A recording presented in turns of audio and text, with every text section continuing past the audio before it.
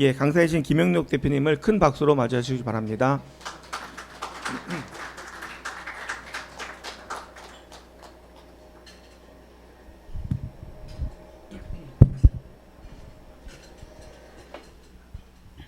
네, 반갑습니다. 좀 전에 그 설명할 때 어려운 단어가 많이 나왔었는데요. 그 해외에서 신기술 수입하다가 지금은 수출하려고 하고 있습니다. 그 한국에서는 컨텐츠도 중요한데 그 캐릭터도 이야기를 좀 하라는 이야기를 몇 번 들어서 발표하기 전에 아주 짧게 저희 회사 소개를 하고 하겠습니다. 저희가 세계적으로 120여 개의 그 조선소를 고객으로 가지고 있고 2006년도에 창업해서 조선의 생산 혁신의 그 소프트웨어 플랫폼을 개발을 해서 사업을 해 왔고요. 지금은 반 정도는 개발자고 반 정도는 조선의 생산 출신의 엔지니어들로 구성되어 있고 글로벌 엔지니어링 사업을 겸하고 있습니다. 그래서 제가 회사에 들어온 이유는 사실 그 1년 정도 검증을 하면서 그 국내에 그 3D와 관련된 그리고 DB 기술이 원천 기술을 보유한 회사여서 회사에는 들어오게 됐는데 오늘 발표할 내용은 그 산업의 그 저희 회사의 기존 산업인 조선 산업의 생산 혁신 기술을 건설 산업으로 진출하는 그 가능성을 보는데 제가 한 3년 정도를 공부하는 여정이 있었는데요. 그 여정의 약간 요약본이라고 생각해 보시면 괜찮을 것 같습니다. 그래서 크게 저희 회사의 신사업은 3D 형상뿐만 아니라 공간으로 데이터를 연결하는 플랫폼 사업과 지금 건설을 인더스트리얼라이즈 하는 두 가지의 사업으로 되어 있고요. 오늘은 이 내용을 발표를 드릴 예정입니다. 그래서 인더스트리얼라이제이션이 많이 들었지만 그래도 오래된 단어다 보니 정의가 다들 다르실 수 있어서 저는 이렇게 정의하고 발표를 준비했습니다. 레이버의 증가에 그 코렐레이션이 없는 프로덕션의 상승이라고 정의를 했고요. 그리고 혁신을 우리가 인더스트리얼라이제이션을 통해서 건설 산업이 혁신을 한다면 이 코스트, 스케줄, 퀄리티, 세이프티 네 가지 측면이 그 퍼센티지 증가가 아닌 멀티플로 늘어날 수 있다라는 걸 전제로 하고 하겠습니다. 그래서 코로나가 락다운이 풀리자마자 국내에서 준비하고 있던 저 두 가지의 사업안을 가지고 해외를 다녔고요. 그래서 1년 반 정도 이제 2년 차가 되어 가는데 해외 ENR 탑 100 그 발주처나 시공사, 엔지니어링사들에게 이 내용을 공유하고 대한민국의 이런 기술이 세계적인 인류로 될 수 있다라는 증명을 하고 왔습니다. 그래서 오늘 발표 제목은 그 시베아드에서의 그 정밀한 치수와 그리고 건설 산업에 적용될 수 있는 가능성에 대한 이야기입니다. 그 이 로고가 그 익숙하신 분들은 어른분들이어서 고개만 끄덕여 주시면 제가 네. 이게 90년대 나온 이건 리포트인데 이 영국에서 발표하려다 보니 이 내용을 좀 인용하면 좋겠다 싶어서 제가 넣었었는데요. 그 리띵킹 컨스트럭션의 그 컨티뉴어스 임프루브먼트라는 이야기가 나옵니다. 건설 산업에 연간 10%씩 건설 산업은 혁신을 할 수 있다. 그래서 단순히 뭐 10%를 내년에 할 수 있다가 아니라 매년 10%씩 계속 할 수 있다라는 게 이 리포트의 결과였고 이 리포트대로 되지 않아서 그 썰 이건경이 2000년도에 그 건설 산업에 점수를 10점 만점에 4점짜리다 뭐 이렇게 하시기도 하셨습니다. 조선은 근데 컨티뉴어스 임프루먼트를 지난 100년 넘게 해 왔습니다. 몇 번의 산업의 혁신이 있었고 국가 간 패권의 변화가 있었고요. 클레이튼 크리스텐슨 교수의 그 내용 글들과 연구를 참 좋아하는데 제 나름대로 디스럽션의 저 내용을 그 생각해 보면 건설 산업에도 디스럽션이 오면 그 정의 그대로 퍼센티지로 매저되는 게 아니라 멀티플로 매저될 거다. 배수로 매저가 되는 것이 건설 산업은 곧 도래했다라고 저는 생각을 합니다. 그래서 왜 하고만 큰 산업 중에 건설 산업에 갔냐고 이야기를 참 많이 듣는데 제 원래 첫 사업은 전자상거래 쪽이었었거든요. 그래서 많이 들었는데 저는 개인적으로 들여다보면 들여다볼수록 건설 산업의 미래가 밝아 보이고 그동안 누적된 시장의 기회가 굉장히 많이 있다고 보여져서 매력적인 시장으로 생각을 하고 있습니다. 저는 공간 산업이라고 이 네 가지 산업을 분류를 해서 발표를 주로 해왔는데, 이 중에 제조업하고 가장 가깝고 동시에 건설하고도 가장 가까운 게 그 중공업이라고 보시면 될 것 같습니다. 일반건설, 토목, 플랜트, 조선이 있는데, 그래서 제조업을 닮아라 혹은 제조업을 배워라라는 이런 게 국내에는 아무래도 한강의 기적과 그 경제 성장에서 기업이 압축 성장을 하면서 추격자의 DNA가 매우 강해서 넓고 깊게 보기보다는 방향을 빨리 의사결정을 하고자 합니다. 그래서 조선을 따라하면 돼? 생산하면 돼? 조선 엔지니어 고용하면 돼? 저거 하면 돼? 이런 방향을 저 또한 그런 DNA가 많이 있는 것 같고요. 그래서 조선이 그동안 린, kanban, 어자일 이런 것들이 다 나온 제조업을 접목시킬 때 건설에서의 방어 기제가 있었다면 우리랑 너무 달라, 제조는. 하지만 조선은 제조하고도 상당히 흡사하기 때문에 그 생산혁신 관련된 그 학계나 이런 데서 발표도 많이 하고 건설 쪽에서도 발표를 하는 그 중간쯤에 있다라는 걸로 그 흡사한 부분이 더 많아서 조선의 혁신을 도입하는 거에 있어서는 저는 좀 더 제조보다는 좀 친근감이 있지 않을까라는 생각을 갖고 있습니다. 그래서 조선의 그 패권과 혁신이 디스럽션이 몇 번 있어 왔습니다. 영국에서 그 목선에서 강선으로 그 전환을 했고 여전히 스틱 빌트죠. 사실 중간에 미국이 잠깐 있긴 했는데 중요한 웰딩과 블럭을 일본이 그 혁신을 해서, 여기서 중요한 게 클레이튼 크리스슨 교수의 그걸 생각해 보면 이 웰딩과 블럭이 여기서 개발됐을 수도 있는 거죠. R&D는 여기서 됐을 수도 있지만 항상 기존 기업이 바뀌거나 기존 산업이 있는 복잡계, 있는 시스템 그대로 변화하기는 어렵기 때문에 항상 그 뉴 엔트런트한테 전체 시장을 빼앗기는 그런 사례로 조선도 티피컬하게 그렇게 발전했다고 볼 수 있습니다. 그래서 일본은 블럭과 웰딩으로, 한국은 복합화하고 대형화를 통해서 세계 1위가 됐습니다. 리싱킹 컨스트럭션에서는 건설 전체의 구조를 이 네 가지 엘레먼트로 분석을 다시 재구성을 했습니다. 그래서 이거를 이렇게 어레인지먼트를 제가 해봤는데요. 일단 서플라이 체인 파트너십, 조선은 중공업이 일이 없을 때 그 협력업체들을 많이 도와준 것으로 제가 알고 있습니다. 그래서 무조건 로우 비드나 최저가 입찰이나 그 형평성을 위해서 입찰 제도와 발주 방식으로 수주 예측성이 없는 업체들이 R&D를 못하는 그런 상황을 건설은 가지고 있는데 조선은 좀 더 나은 그 생태계를 가지고 있었고, 프로젝트 임플리멘트를 할 때 컴포넌트로 생산하는 것으로 프로젝트를 수행하라와 컴포넌트로 생산할 수 있게 프로덕트를 설계하고 계획해서 프로젝트에 도입해라. 이제 이렇게 저 앞에 네 개를 이렇게 생각을 해보면 이 구도로 건설을 보고 조선을 보면 좀 의미 있는 그 인사이트가 도출될 수 있었던 것 같습니다.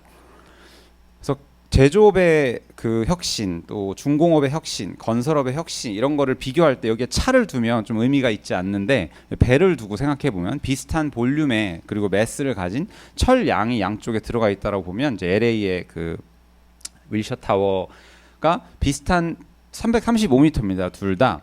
쟤는 이제 3년 반 정도에서 4년 정도 걸리고, 그게 건설은 티피컬하고요. 조선은 6개월마다 한 척씩 찍어내고 있습니다. 그리고 도크가 여러 개가 있고 지상화 과제라는 것을 통해서 도크에서 건조되는 게 여러 척일 뿐만 아니라 블록 공장에서 제작되는 거는 더 여러 개가 동시적으로 진행이 되고 있다고 보시면 됩니다. 삼성중공업의 혁신 사례입니다. 건설이 이런 장표를 원하고 있다라고 저는 생각이 되는데요. 이렉션 타임은 도크에서의 도크 회전율을 결국에 올리는 게 건설사 중공업의 어떤 지상 과제였는데, 도크 에렉션을 건설에서는 현장에서의 작업 시간이라고 보시면 됩니다. 온사이트에서의 크레인 가동률 혹은 온사이트에서 작업 시간.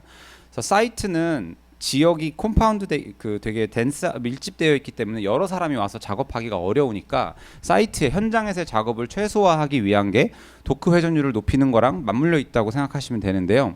이 도크에서의 탑재 시간을 3, 4개월에서 이제 10일까지 줄일 수 있다. 그리고 실제 모듈 사이즈가 100톤, 200톤에서 3000톤 그 이상으로까지 이제 발전을 하고, 지금도 중공업은 혁신을 하고 있습니다. 생산 집중적으로. 그래서 중공업은 건설도 이런 컨티뉴어스 임프루먼트를 원하고 있다고 저는 생각이 되고, 대한민국 조선은 이걸 해냈습니다. 그래서 이 내용을 사실 찾아보기가 쉽지 않습니다. 대한민국 아까 말씀드린 그런 추격자의 DNA 때문인지는 몰라도 왜 조선이 1위가 되었는가라는 거에 대해서 좀 명쾌한 답변을 찾기는 어려웠는데 저는 이 회사에서 제가 사업을 하려다 보니 찾기 어려워도 찾을 수밖에 없었고 그래서 그 과정이 되게 길었는데 그중에 90년도에 발표됐던 조선의 논문 중 하나에 쉽 빌딩에서 쉽 프로덕션으로 전환해야 된다라는 문구가 되게 기억에 남습니다. 조선도 건설처럼 이 고민을 했던 겁니다. 이걸 지상화 과제라고 하는데요. 도크에서 하는 일을 최대한 도크 이외에서 하자라는 걸 지상화라고 했고 건설도 지금 현장에서의 안정과 고령화 그리고 레이버 쇼테지나 이런 스킬드 워크포스에 대한 문제 때문에 건설 또한 현장에서 작업률을 최소화하고 최대한 공장의 장비 중심적으로 전환하려는 OSC나 프리팹, DFMA 이런 트렌드가 있습니다. 그래서 그게 동일한 고민을 90년도에 조선에서 했다라는 게 되게 의미 있었던 것 같고요.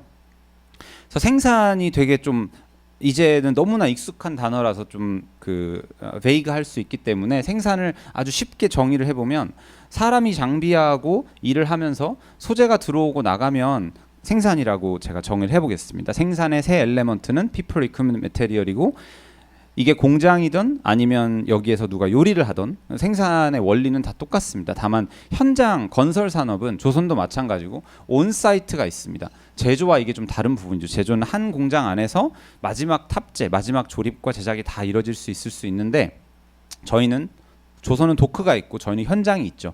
그래서 리니어 프로세스로 보면 이 생산이 소재가 들어와서 나가는 이러한 직렬적인 혹은 시리얼 방식의 생산이라고 볼 수 있는데 이걸 병렬화하게 되면 소재가 일단 여러 군데로 동시다발적으로 진행이 돼야 되고 조립이 어셈블리가 조선은 이걸 소조, 중조, 대조라고 표현을 하는데요.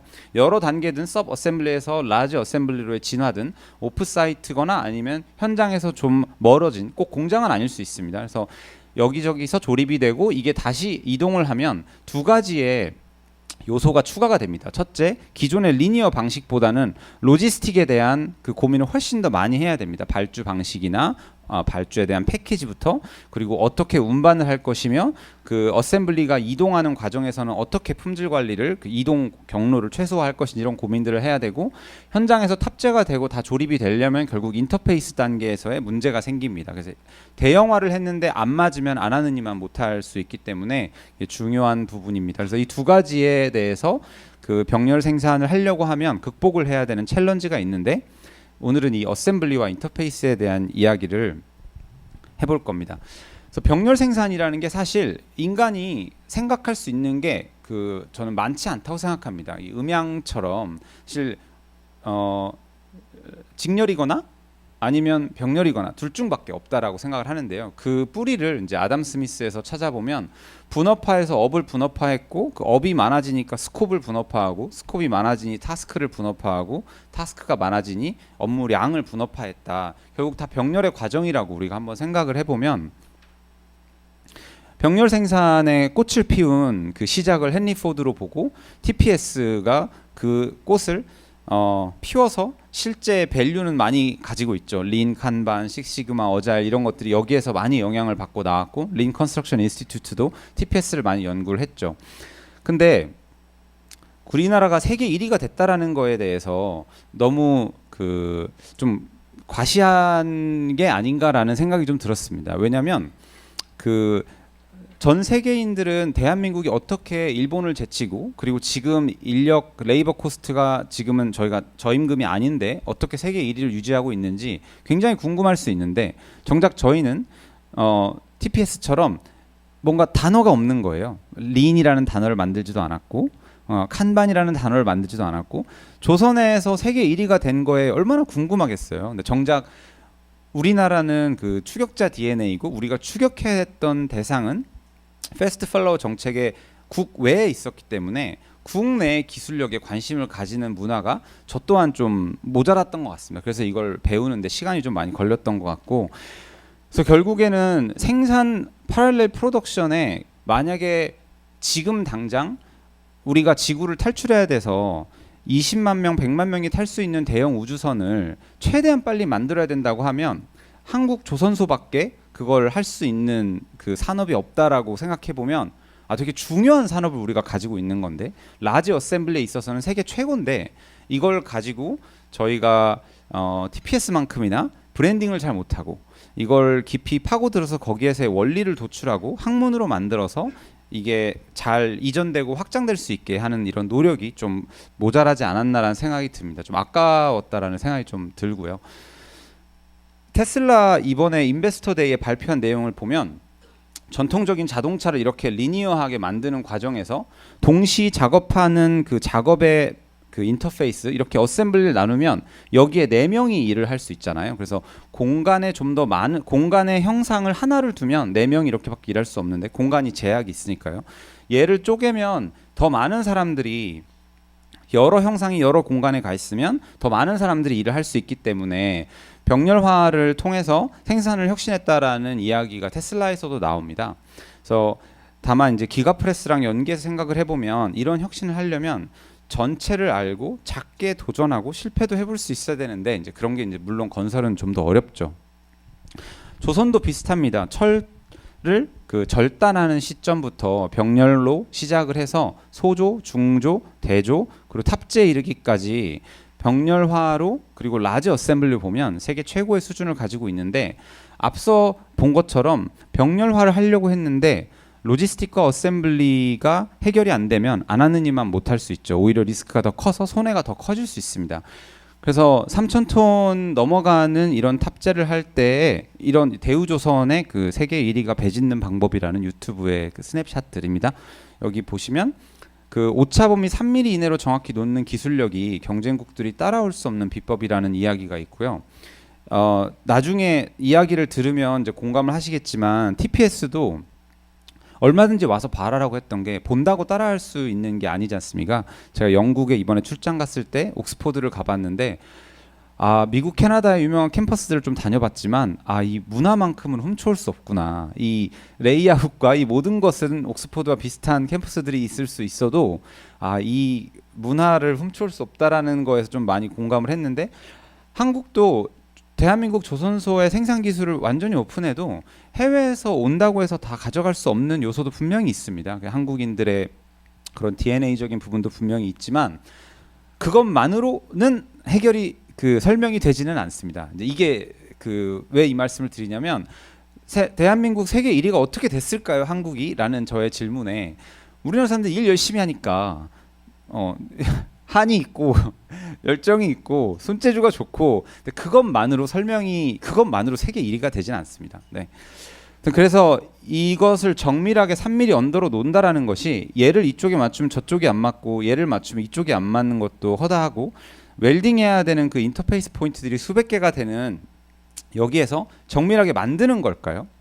그렇진 않습니다. 어셈블리를 정밀하게 만든다라는 건 인간이 어쩜 평생 극복하기 어려운 숙제일 수도 있는 게 웰딩과 볼팅을 하면 그 라지 어셈블리는 이 약간의 각도가 계속 틀어지기 시작하고 이 각도가 누적이 되면 결국 인터널 그 다이애고널의 그 트위스트를 결국에는 예측하기가 어려운 그 생산 조립을 하다 보면 그게 누적이 되기 때문에 처음부터 완벽하게 만들 수는 없습니다. 관리하는 겁니다.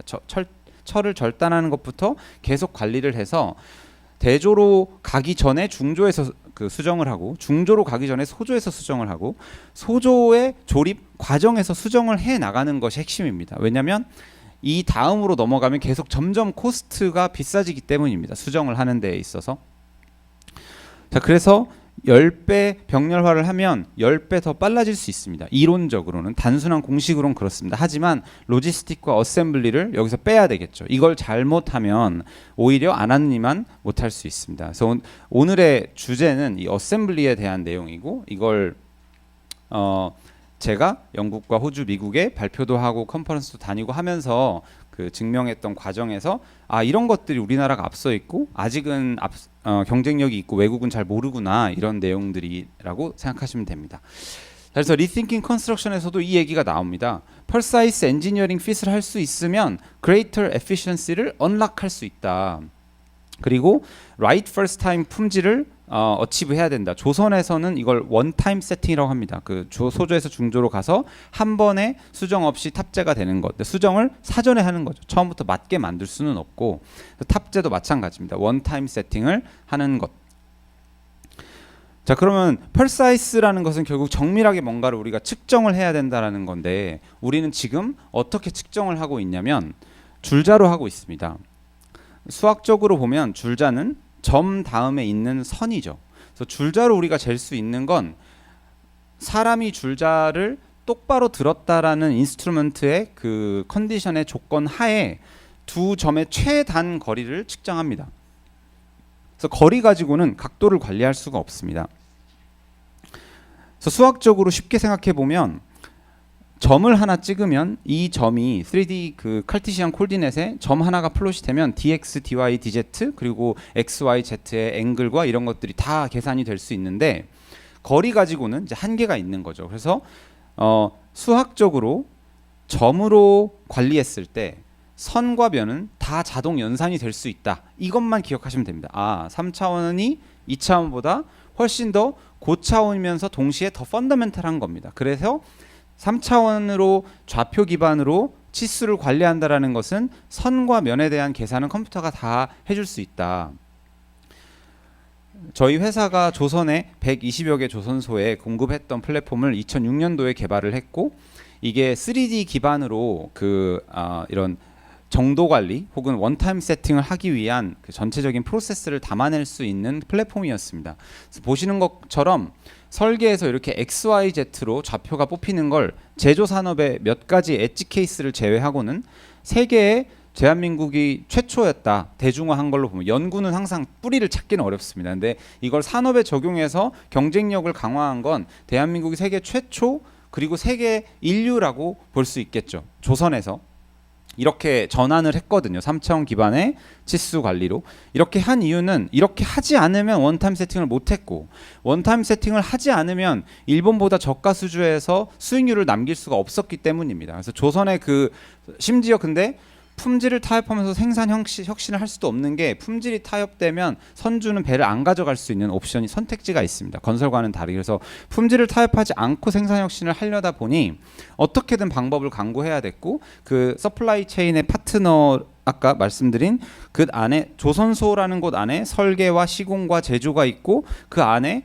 설계가 제조와 시공을 위한 설계가 안 되고 있기 때문에 그거를 설계하는 것 계획하는 전문 조직을 둬서 공법 설계 혹은 생산 설계라는 별도의 조직이 생겨서 그 패브리케이션 DFMA를 더 일찍 수행했다라고 보시면 됩니다. 그 중에 핵심이 이제 3차원 좌표 기반으로 설계하고 계측하고 계획하는 거라고 보시면 되는데요.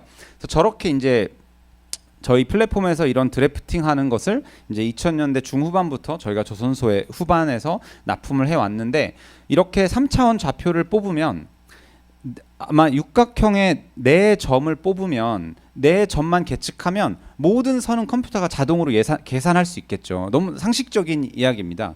그래서 이렇게 3차원 치수로 디멘셔널 컨트롤 패키지를 만들면 이러한 선형 치수 태그 앤 어노테이션들은 다 그 좌표에서부터 파라메트릭하게 나왔기 때문에 3차원 좌표가 계측이 돼서 분석이 되면 다 자동으로 계산이 됩니다. 3차원 좌표로 측정을 하고 이 2디멘셔널 워크 패키지를 이거보다 100배 더 많이 만들어도 여기에서 이런 도면들이 이거보다 100배 더 많이 나와도 이 점들만 계측이 되면 선형들은 다 자동 계산이 됩니다. 컴퓨터가 잘하는 일이죠. 그럼 3차원으로 저렇게 계측하고 설계한 걸 어떻게 우리는 그 계측을 하느냐? 이게 저도 가장 오래 걸렸습니다. 대부분 지금 CII에 발표되는 사례나 해외 사례를 봐도 대부분 3차원으로 앞서 있는 기술들을 연구하는 것들은 다 라이다나 레이저 스캐닝을 논하고 있습니다. 그런데 저희 조선 엔지니어들은 다 광파기를 씁니다. 근데 제가 아는 광파기는 순발력이 낮고 느리고 배우면 누구나 할 수 있겠지만 이렇게 느리고 순발력이 있지 않은데 저희 엔지니어들은 그 한 모듈에 대해서 좀 전에 보셨던 모듈을 한 번 찍는 게 아니고요. 오전에 찍고 오후에 찍고 과정에 찍고 이동 전에 찍고 후에 찍고 엄청 많이 찍습니다. 그러면 느리면 그렇게 많이 찍을 수가 없잖아요. 그래서 거기서 제가 도대체 뭐가 다를까 내가 알고 있는 광파기와 이게 되게 오래 걸렸는데 저한테 크리티컬했던 부분은 이 하프 타겟입니다. 그래서 제가 조선 엔지니어들은 이 하프 타겟을 보고 이거는 뭐 일반적이다 다 있을 거다라고 저한테 얘기를 했고 저는 이 하프 타겟을 들고 호주, 미국, 영국의 뭐 광파기 벤더들 탑콘, 라이카, 트림 같은 벤더들 서베이 용역하는 상장 기업들 이런 회사들의 광파기와 관련된 모든 그 시장들에 제가 이걸 이렇게 물어봤습니다. 이거를 이렇게 영어로 이렇게 보였어요. Where can I buy this off the shelf? 이걸 어디서 내가 쉽게 살 수 있냐? 저는 이걸 알아본 사람을 만나보지 못했습니다. 저도 이걸 처음 봤고 그 스페셜 이런 타겟 카탈로그에도 하프 타겟을 파는 것이 구글에 검색한다고 나오지 않습니다. 근데 이 하프 타겟을 생각을 해보시면 여기에 그 다 이제 총을 쏴보셨을 테니까 십자가를 여기다 크로스헤어를 여기다 이렇게 두면 이 점이 탁 찍히겠죠. 첫 번째 점 하나 찍으면 000이 되고 두 번째 점부터는 X축, Y축, Z축이 돼가면서 금방 찍을 수 있습니다. 그러면 이 하프 타겟을 들고 제가 광파기로 이런 거대한 모듈을 찍더라도 주니어가 여기서 시준을 하고 있고 저희 엔지니어가 여기 있습니다. 그래서 이렇게 찍으면 사실 엄청 금방 찍는 거예요. 저 하프 타겟을 갖다 대기만 하면. 그래서 정확한 점을 레이저 스캐너는 분석하는데 시간이 몇십 시간이 걸리기 때문에 조립 과정과 탑재 과정에서는 효율성이 전혀 높지 않습니다. 왜냐하면 조립할 때는 바로바로 수정을 해야 되기 때문에. 그래서 이렇게 하프 타겟을 들고 하프 타겟만 쓰는 건 아니지만 계측하는 이런 노하우들이 굉장히 많이 그 조선에서도 연구가 되었구나. 다만 이런 것들이 일반적으로 많이 알려지지 않았구나. 이런 걸 볼 때마다 왜 이걸 내가 아직도 모르지? 정보화 시대에 한국 이렇게 조그만 나라에 조선은 바로 옆에 있는데 중공업에 사업하러도 몇 번 방문을 했는데 이런 내용들이 이런 간극이 왜 보이지 않았을까? 참 답답하고 힘들었던 부분입니다. 그래서 이 프로젝트는 플랜트에 이 두 배관이 티피컬하게는 300mm 정도 그 단차를 두고 더블 웰딩을 합니다. 그 맞출 자신이 없기 때문에 심지어 제작하는 단계에서 얘네가 이어져 있게끔 제작을 하고 얘를 자릅니다. 그래도 현장에 가면 안 맞습니다. 그 안 맞는 게 일반적이기 때문에 영국이든 호주든 미국이든 다 단관을 보통 두는 그 선택을 합니다. 현장에 모듈이 오면 재서 실측을 하고 단관을 패브리케이션에서 갖다 대고 더블 웰딩을 합니다. 그래서 모듈에 타이인 포인트가 많으면 많을수록 굉장히 오래 걸리는 작업이겠죠. 그래서 저희 엔지니어들이 이거를 조선의 기술과 조선의 기술을 도입을 해서 싱글 웰드 훅업이라는 플랜트에서 굉장히 앞서 있는 설치 기법이 있습니다. 그게 정밀하게 관리해서 현장에서는 한 번의 웰딩을 단관 없이 그 시공을 하는 부분입니다. 그래서 3차원으로 2D 기반에서 3D 기반으로 우리가 디멘셔널에 대한 그 관리를 변화했더니 조선은 모듈을 대형화할 수 있었고 저희 엔지니어들은 건설과 플랜트에서 모듈들을 예측성 있게 설치할 수 있는 그런 성과들을 낼 수가 있었습니다. 근데 이게 굉장히 어떤 의미로 보면 조선소에서는 이런 내용을 이제 정도 관리라고 부르고 있습니다. 정도 관리 부서가 삼성중공업에는 100명이 넘고 굉장히 오랜 연구가 되었는데 이 생산 기술에 대해서 많이 알려져 있지 않는 게 어쩌면 이제 블루 컬러이기도 하고요. 생산에 계신 분들이 현장에 있는 분들이 논문이나 연구를 쓰는 경우가 많지 않고 근데 어쨌든 바텀업의 혁신이라고 볼 수 있습니다. 이 과정을 보면 무슨 말이냐면 모듈을 대형화하는 시도를 다른 조선소라고 안 했을까요? 했죠. 당연히 했습니다. 근데 밑에서 그걸 맞추지 못하면 이렇게 제작을 하는 게 시도가 되지 않고 그렇게 제작하는 게 시도가 되지 않으면 애초에 설계가 그렇게 안 되겠죠. 반대로 얘기하면 대형화를 해도 맞출 수 있으니까 모듈 사이즈를 키우고 모듈 사이즈를 키울 수 있으니까 모듈 사이즈를 키우는 대형 모듈과 여러 가지 공법에 대한 설계가 앞단계에 이루어질 수 있었다라는 바텀업 트랜스포메이션의 사례라고 볼 수 있습니다. 이 기술은 처음부터 탑다운으로 설계해서 우리가 3차원으로 설계해 주면 이런 식으로 너희가 생산 관리하면 이렇게 될 거야 라고 했던 게 아닌 거죠. 그래서 짧게 이 내용들이 그 생소할 수 있습니다. 저한테도 생소했어서 인간이 뭔가를 매저한다라는 것의 학문은 메트롤로지라고 불립니다. 학계에서는.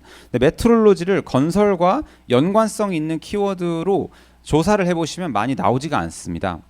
근데 메트롤로지 중에 디멘셔널 메트롤로지의 역사는 사람의 바디 파트에서 시작된 피트, 우리나라 뺨, 족 이런 거에서부터 디멘셔널 그 기준이 시작이 됐죠. 그래서 이게 실제 역사 속에 나와 있는 1피트가 현재로서는 몇 미리인지의 베리에이션입니다. 그리스와 로마와 1피트가 이렇게나 차이가 있을 수 있었죠. 그래서 뭘 파는 사람은 발이 작은 게 유리했을 거고요. 뭘 사는 사람은 발이 큰 게 유리했겠죠. 그래서 메트롤로지에 있어서 디멘셔널의 역사를 짧게 보면 이때 프랑스에서 바디 파트 기준이 아니라 지구를 기준으로 그 미터를 정하자라고 해서 6년간 덩커르크에서 바르셀로나까지 설베이를 했는데 실패했습니다.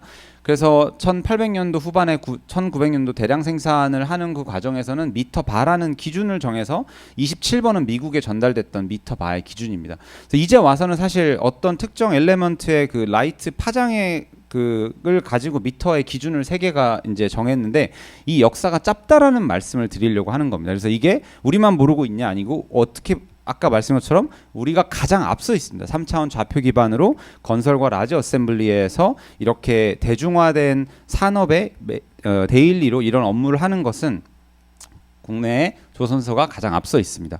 그래서 메트롤로지에서 그 이제 연구해야 될 것과 시장의 기회를 보면 그 헨리 포드의 무빙 포워드라는 책에 보면 이 요한슨 게이지의 중요도가 나오는데 이 게이지가 있기 전에는 1인치가 25.3mm라는 것을 모두가 동의하기 어려워서 리플레이서블 파트를 만들기가 어려웠다라는 내용이 나옵니다. 그래서 요한슨 게이지는 근데 20도에서 측정하게 되어 있습니다. 제가 이 얘기를 길게 하진 않겠지만 메트롤로지란 기본적으로 메테리얼의 그 익스펜션과 컨트랙션을 생각해야 되고 소재가 늘어나고 주는 것은 컨덕션, 컨벡션, 레디에이션 등의 영향을 받습니다. 컨덕션은 대기 온도의 영향, 컨덕션은 주변에서의 열이 이동하는 영향, 그리고 레디에이션은 빛에 대한 그 영향인데요. 이런 것들이 요한슨 게이지의 치수를 정할 때 20도를 약속했다라는 건 뭘 의미하냐면 20도라는 게 유지가 돼야만이 이 게이지의 그 정밀도를 보장할 수 있다는 얘기입니다. 뒤집어서 얘기하면 발주처가 어떤 소재에 1mm의 정밀도를 요구를 하려면 그러면 기본적으로 그 세 가지만 보더라도 태양을 멈춰주고 바람을 멈춰주고 지붕을 두고 해줘야 되겠죠. 근데 그게 불가능합니다. 건설은. 그렇기 때문에 어쩌면 메트롤로지가 연구하기 되게 어려운 오픈 월드 엔바이러먼트의 라지 어셈블리 컨스트럭션의 메트롤로지가 연구하기가 어려웠기 때문에 그랬을 수도 있다라는 생각은 듭니다. 그래서 이 무빙 포워드라는 책에 보면 밀리언스 오브 인치까지는 우리가 관리할 수 있다라는 이야기가 나오고 여기에 핵심 문구는 경제성입니다.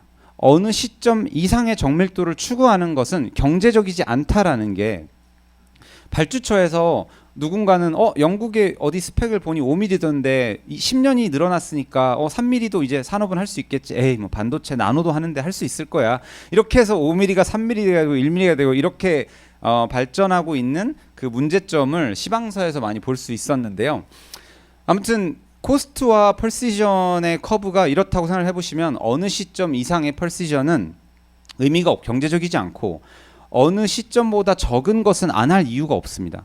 그래서 이 3차원 이런 기술 이 얘기를 제 내용을 들으시면서 이거를 그러면 뭐 3,000톤 모듈이 아니면 우리는 3,000톤까지는 필요 없으니까 아니면 우리는 뭐 모듈을 많이 안 하니까 뭐 이렇게 생각하실 수도 있는데 그 기술의 정밀도를 매우 저렴하고 그러니까 faster, better, cheaper 하게 도입을 할 수 있다면 사실 그거는 어떤 특정 산업의 सब섹터와 어떤 프로젝트 타입에 관련된 내용이 아니고 그냥 일반적인 내용입니다. 그냥 줄자에서 좀 더 나은 것으로 발전하는 자연스러운 그 진화 과정이지. 그래서 거리 중심에서 3차원 좌표 중심의 치수 관리로 우리가 그저 진화한다라는 것뿐이지 특정 섹터에 국한된 내용은 아니라고 볼 수 있고요.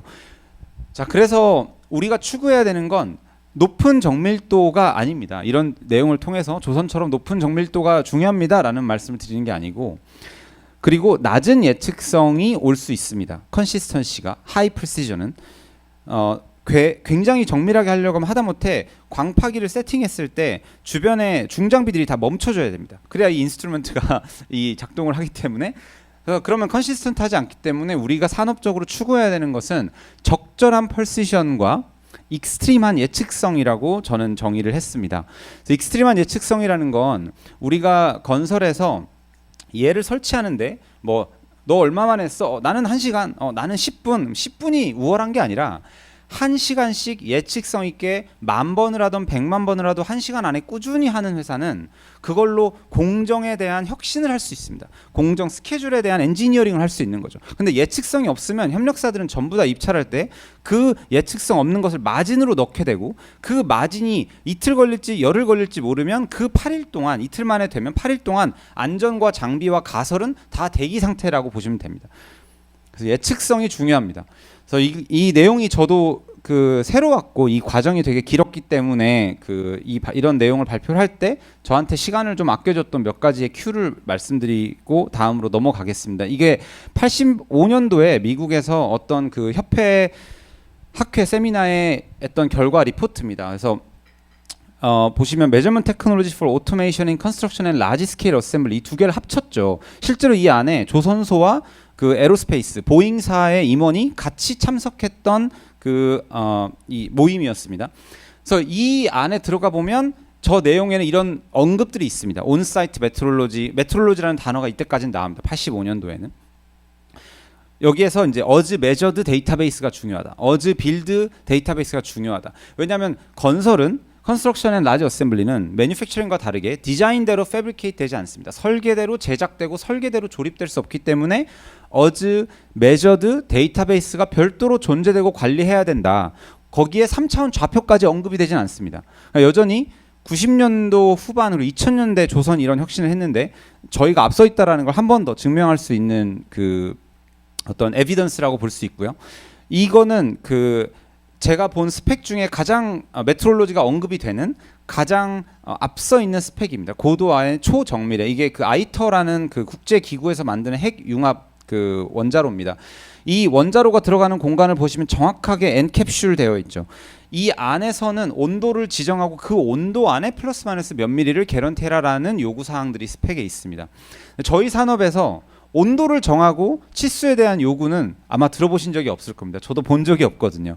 그래서 이 메트롤로지라는 학문이 디태치돼 가면서 합리성을 좀 합리성이 좀 멀어진 그런 느낌이 좀 있습니다. 그래서 저희는 컨스트럭션 톨러런스 관련된 연구가 좀 많이 있습니다. 이게 2019년도인가 가장 최근에 나온 논문인데 영국의 사이드 탈렙이라는 지금 부교수신 것 같습니다. 이분이 연구를 보면 컨스트럭션 톨러런스, 디멘셔널 톨러런스 관련해서 연구가 너무 모자라고 앞으로 할 게 굉장히 많이 있다 이런 그 내용들이 나옵니다.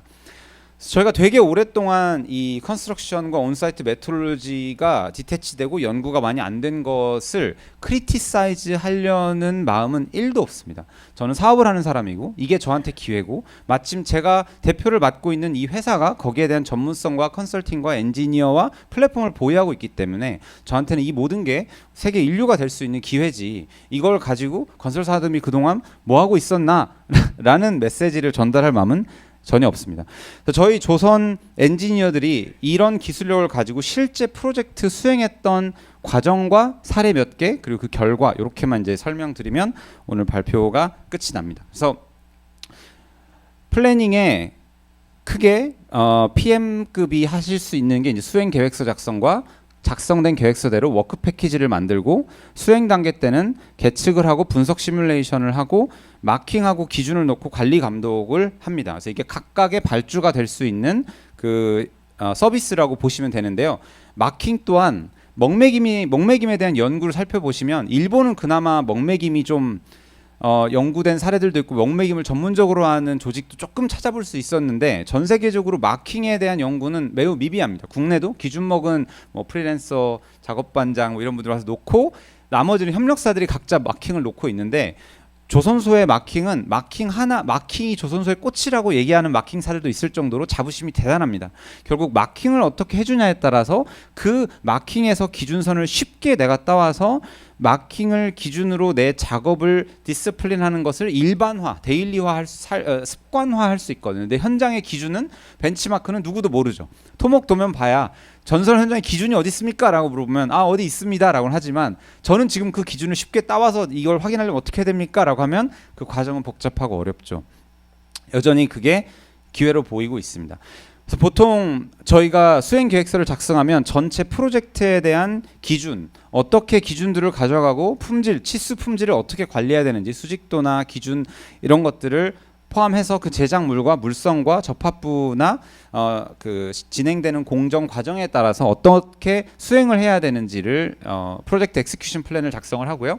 아까 보신 것과 같은 이런 도서화를 엔지니어들이 합니다. 이게 현장에 나가기 전에 수행하는 일입니다. 그래서 이거를 건설해서 지금부터 하려면 이런 엔지니어들이 이런 설계를 할 수 있는 엔지니어들이 저희가 없기 때문에 앞으로 피플 프로세스 테크놀로지가 다 고도화될 수 있도록 산학 연 그리고 관에서 다 해야 되겠죠. 저희만 할 수 있는 부분은 아닙니다. 그래서 계측을 하러 가면 레이저 스캐너도 쓰지만 광파기를 주로 써서 레이저 스캐너와 함께 이런 센싱하는 일을 하고 필요하다면 줄자도 쓰고 추도 쓰고 다 씁니다. 주요 주요 인스트루먼트가 광파기와 레이저 스캐너인 것뿐입니다. 그래서 분석과 시뮬레이션을 이렇게 알록달록한 이유는 목적에 따라서 원타임 세팅이 목적이기 때문에 매번 프로젝트가 다르기 때문에 이렇게 매번 다르다라는 것이 엔지니어링의 영역이라는 반증일 수도 있겠죠. 매번 엔지니어들이 고민하고 문제를 해결해야 되는 그 문제의 대상과 그 문제의 환경의 요소들이 매번 변화하기 때문에 이렇게 분석과 시뮬레이션을 해서 원타임 세팅을 할 수 있도록 해주고 있습니다. 그리고 현장에서 이런 것들에 대한 계측과 과정이 쉽도록 마킹을 하는 그 수행을 하고 기준을 관리를 해주고 그리고 감독을 합니다. 그래서 감독을 해야 되기 때문에 발주처 CM 레벨의 어떤 그 계약이 중요해집니다. 그래야 오토리티를 가지고 제작소에서 여기에 잘라야 된다, 이걸 수정해야 된다라는 것에 그 권리가 있을 수 있겠죠. 최근에 수행했던 프로젝트들은 국내에서는 일단 현대용인과 그 행복주택의 현 시점의 국내 최고층 모듈러의 이 디멘셔널 컨트롤을 저희가 컨설팅을 해서 수행을 해서 잘 성공적인 사례로 발표가 이제 많이 됐습니다. 그래서 일반건설의 사례고요. 아까 말씀드린 플랜트의 사례에서 이 싱글 웰드 훅업을 하기 위해서 베트남에서의 계측과 싱가포르에서에 대한 현장에 대한 계측 관리, 그리고 현장에 이렇게 모듈이 롤인 되었을 때 저희가 마킹을 해주면 이 마킹된 것만 보면서 작업자들은 이제 세팅을 합니다. 그래서 이 세팅을 했을 때 모듈이 이제 세팅된 모습이 이렇게 됐을 때 이렇게 싱글 웰드 훅업이 됩니다. 그래서 이런 걸 볼 필요는 없고 저희가 모든 분석을 끝내고 얘가 이렇게 현장에 왔을 때 마지막 그 계측과 분석은 보통 1시간에서 2시간 이내로 끝내면 리깅하는 시점부터 계산했을 때 1시간 언더로 컨시스턴트하고 프레딕터블하게 20개 이상의 모듈이 세팅이 되었습니다. 이게 중요한 포인트입니다. 물론 속도도 의미가 있는데요. 그래서 이 내용을 가지고 휴스턴의 많은 EPC사들을 만났고 싱글웰드 훅업을 했다라는 사례는 있지만 그 누구도 예측성 있게 얼마나 걸렸는지는 알지 못합니다. 보통 건설은 이런 대화를 해보면 숨기는 겁니다. 네, 자신이 없기 때문에 이런 말을 안 하는 거죠. 그래서 실제 실무자들하고 얘기를 해봤을 때 문제가 많아서 여기에서 계측을 하고 수정을 해가면서 몇 번의 세팅의 트라이얼을 통해서 맞춘 사례들도 제가 들었기 때문에 컨시스턴트하게 3차원으로 분석하고 시뮬레이션을 하고 마킹을 해서 이런 모듈들을 예측성 있게 세팅한 이 사례가 대한민국 EPC하고 수행한 사례인데요. 이 사례가 저는 세계 최초라고 생각을 하고 6월에 CII에서도 발표가 예정되어 있는데 자신 있게 대한민국이 이 분야의 세계 인류라는 이야기를 할 수 있을 것 같습니다. 저희가 가장 길게 수행했던 프로젝트입니다. 평택에서 반도체 현장에서 그 7명의 엔지니어가 기간으로 그 계약을 해서 스콥 없이, 좀 전에는 저희가 스콥이 디파인 되어 있었고 이 프로젝트는 저희가 스콥 있게 들어갔지만 그 한국인의 그 정이 있듯이 저희가 스콥 없이 대상을 가리지 않고 800여 개의 원타임 세팅을 했습니다. 이 원타임 세팅된 사례에는 뭐 원자력 쪽에서 패키지를 만드시던 서브컨트랙터도 있었고 철골 업체도 있었고 파이프렉, 뭐 탱크, 펌프, 산기관, 대형 배관, 프리캐스트 컬럼들에 대한 엠베드 플레이트, 골조부터 마지막 그 동들끼리의 접합부까지 굉장히 많은 800건의 원타임 세팅을 했었고 이 800건의 원타임 세팅을 하면서 이 기간 동안 가장 의미 있었던 것은 문화의 변경을 이제 볼 수 있었다라는 그 내용입니다. 그리고 이게 특정 섹터, 특정 대상에 국한된 내용이 아니고 저희 엔지니어들은 비싸기 때문에, 물론 코스트 때문에 저희 엔지니어들이 집 짓는 데 가서 일을 할 수는 없겠지만 기술은 충분히 저렴하고 중국 조선소에 초등학교 졸업하신 그 분들도 저희가 트레이닝을 해서 인도 조선소에도 저희가 트레이닝을 통해서 이런 것들을 수행할 수 있게 그동안 가르쳐 왔기 때문에 얼마든지 이 기술은 대중화될 수 있는 기술이라고 저희는 생각합니다. 그래서 사례에서 가장 의미 있었던 이야기를 마지막으로 발표를 마무리하겠습니다. 저도 디지털 트랜스포메이션 그 일군 건설사의 컨설팅도 해보고 많은 그 전략들을 국내에서 이렇게 발표도 해보고 해봤습니다. 근데 전략이 실패하는 거에서 항상 좀 아쉬움이 많았었습니다. 그게 그 백이라는 그 대기업의 프리컨스트럭션 플랫폼에서 특히 그랬는데요. 프리컨스트럭션을 분명 잘 할 수 있는 산업 구조임에도 불구하고 그 이게 도입되고 시장으로서 사업적으로 이게 확산되지 못하는 것에 되게 아쉬움이 많았는데 그럴 때마다 이 단어를 떠올릴 수밖에 없었습니다. 결국 이제 문화가 아침밥으로 먹는 게 전략이다. 근데 문화는 너무나 사업적으로는 사실 어려운 거죠. 문화를 바꾸겠다라는 걸로 사업하는 분들은 정말 금수저 분이거나 매우 리소스가 많아야 할 수 있을 것 같은데 이거는 뭐 관과 사회, 뭐 산학연 여러 개로 해야 되겠죠. 그래서 전략이 문화에 먹힌다는 건 알겠는데 그렇다고 문화를 바꾸는 사업을 할 수는 없는데 뭐 비영리를 해야 되나 이런 고민이 많았었는데 저희가 그 평택하면서 이 그 문화의 변화를 보고 좀 제 개인적으로는 가장 감동 포인트였습니다. 뭐가 안 맞으면 어떤 문화가 생길까요? 뭐가 안 맞으면 협력사들이 다 현장에서 맞춰야지. 안 맞을 거야. 그러니까 이거 이틀 걸릴지 3일 걸릴지 오전에 할 수 있을지 내일까지 걸릴지 모르니까 현장에 가봐야 돼. 현장 가서 어떻게든 할 수 있어. 당연히 어떻게든 할 수 있죠. 자르고 뭐 산소로 구멍 뚫고 뭐 잘라내고 현장에 가면 어떻게든 지어집니다. 근데 어떻게든 지어질 수 있다라는 현장 엔지니어들의 자부심 때문에 기술이 검토되지 않는 영역도 많이 있겠죠. 왜냐하면 그 기술 없어도 우리 그동안 해왔어. 네. 저도 조선에서의 기술을 보고 처음에 그랬습니다. 근데 이런 거 없어도 다 하는데 그동안 다 해왔는데 자 그런데 어쨌든 안 맞으면 현장에 미루는 문화가 생기죠. 근데 항상 맞으면 안 맞았을 때 문화가 생기기 때문에 현장 가면 항상 불 끌어다니는 일이 많습니다. 그런데 맞으면 어떤 문화가 생기냐면 원타임 세팅이 문화로 자리 잡게 되면 이게 그 복잡게 그 포지티브 피드백 룹 개념으로 제가 정리를 세 레벨로 한 건데요. 그래서 right first time, 영국은 right first time이라고 합니다. 이걸. 그래서 first time fit이라고도 하고요. 그래서 원타임 세팅을 하면 협력사들이 리웍에 대한 예측성이 줍니다. 이게 매우 중요한 얘기입니다. 왜냐하면 더 이상 우리나라도 이 협력사들이 맨아워를 늘리는 형태의 계약을 선호하는 그런 개도국의 양상을 띠고 있지 않습니다. 협력사들도 적은 인력으로 더 많은 일을 하는 것을 선호합니다. 그래서 리웍에 대한 익스펙테이션이 줄니까 스케줄이 줄고 그래서 레이버 이퀴먼트에 대한 여유치를 가지고 더 많은 설치를 할 수 있었습니다.